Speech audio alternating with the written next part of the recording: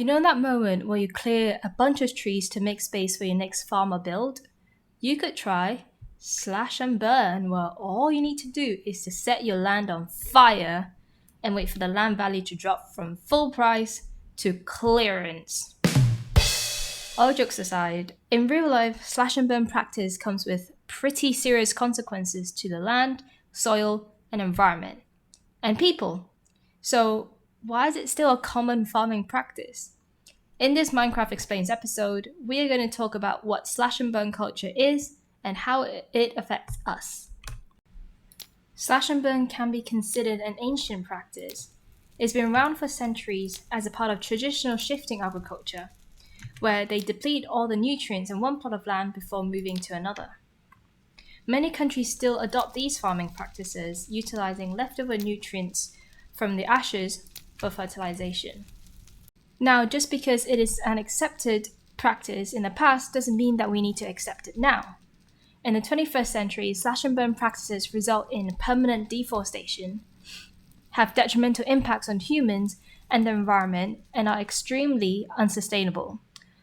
Permanent deforestation leads to habitat fragmentation, which the loss of preferred habitat leading to biodiversity loss and a certain species having lost their optimal land.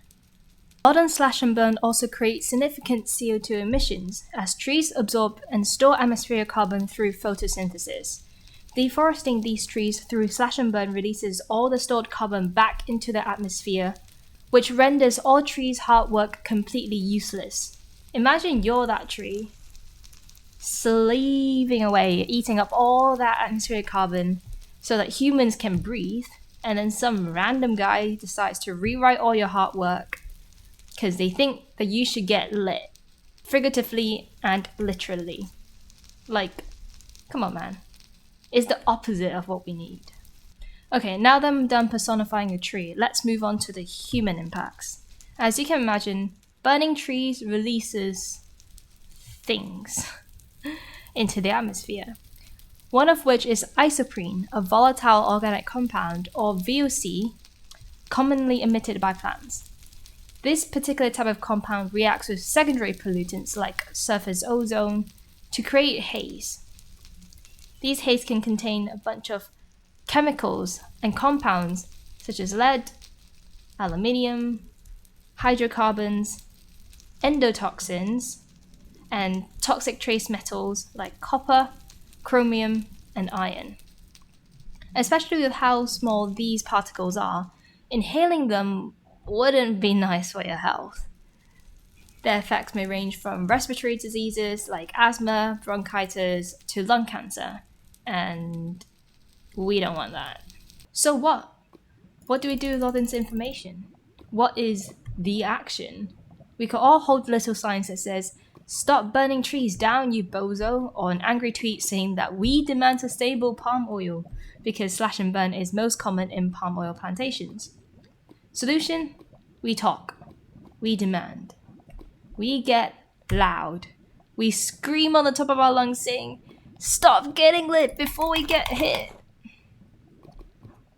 Oh hey, that's a good slogan. Stop getting lit before we get hit. I feel like a common trend for these videos is that my conclusions or endings are almost identical.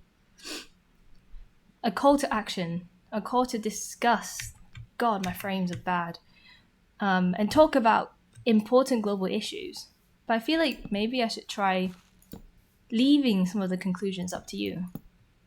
Thoughts? Another note, more for a content announcement than anything else. I was thinking of bridging the gap between my content here and my content on Twitch. I stream the Garden SMP on Twitch, and I also want to put some effort into making more content there and getting more eyes on that, because I truly believe that we've got something quite special and something quite unique with the Garden SMP. It's just been dormant for so long because I think a lot of us have been busy or just lost motivation. YouTube content will still predominantly be Minecraft Explains, but it's been a month since I've been back, properly making content. and I want to start like fully growing and expanding, making my videos a bit better, and also maybe taking the initiative with making more SMP content.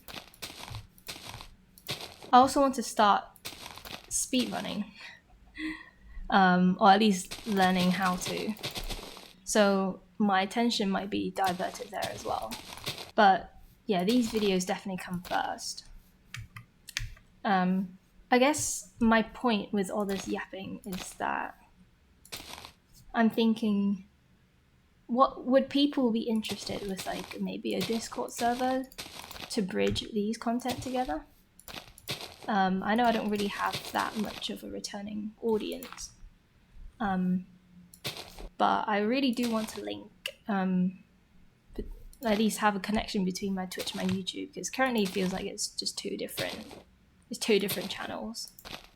But yeah, thanks for sticking around. Hope you guys enjoyed and learned something new. If you did, please do like and subscribe. It really helps me out. Remember to stop getting lit before we get hit. Oh my days, what's wrong with me? Peace.